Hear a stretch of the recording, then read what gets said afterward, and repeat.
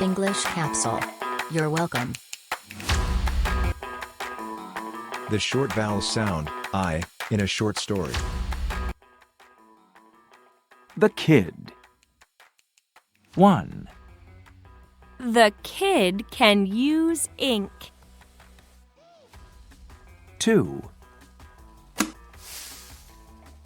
He can open a lid. 3. He can sip and zip. 4. This kid needs a bib. Thank you for watching. For more videos, subscribe.